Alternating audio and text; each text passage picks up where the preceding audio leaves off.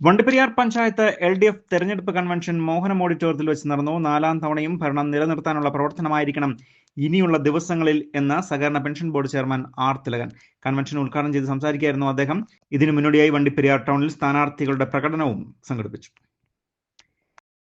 Rainbow news വാർത്തകൾ നിങ്ങൾക്കായി അവതരിപ്പിക്കുന്നത് സ്ത്രീ സൃഷ്ടികളിൽ ഏറ്റവും പരിശുദ്ധയായ ഒന്ന്. ആ പരിശുദ്ധിക്ക് നിറം കൂട്ടുന്ന ഒന്നാണ് അവരുടെ ആത്മവിശ്വാസം. അതിനാൽ ഞങ്ങൾ മനസ്സിലാക്കുന്നു, നിങ്ങൾ അർഹിക്കുന്നു KG's ജ്വല്ലറിയുടെ അതുല്യമായ ആഭരണങ്ങൾ. KG's ജ്വല്ലറി, കോട്ടയം കട, സിൻസ് 1950. പരിശുദ്ധ സ്വർണം വിശ്വസ്ത കരങ്ങളിലൂടെ. ആ ഷോപ്സ് കട്ടപ്പന, ചെറുതോണി, അടിമാലി, നെടുങ്കണ്ടം, രാജാക്ക. തദ്ദേശ സ്വയംഭരണ തെരഞ്ഞെടുപ്പ് വണ്ടിപ്പെരിയാർ ഗ്രാമപഞ്ചായത്തിൽ ചൂടുപിടിക്കുകയാണ്.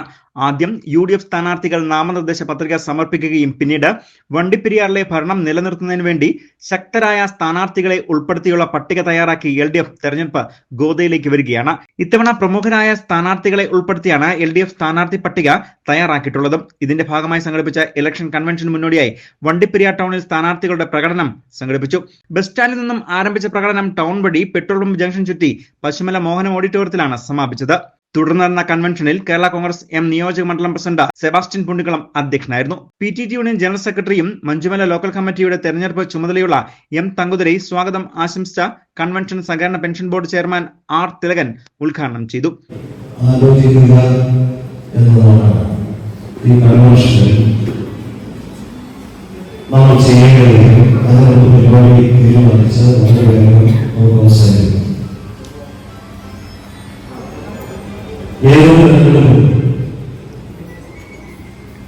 അതിൽ ഏറ്റവും പ്രധാനമായി തെരഞ്ഞെടുപ്പുകൾ കൈകാര്യം ചെയ്യുന്ന വിഷയം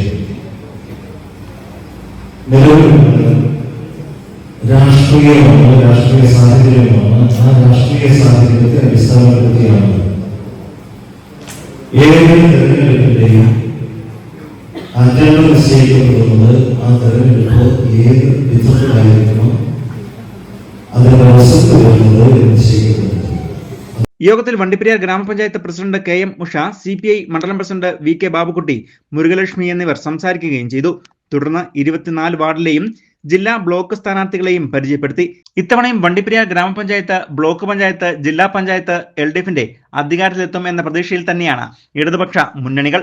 24 വാർഡുകളിൽ നിന്നും നിരവധിയായ ആളുകളാണ് കൺവെൻഷനിൽ പങ്കാളികളായതും. News bureau, Vandiperiyar.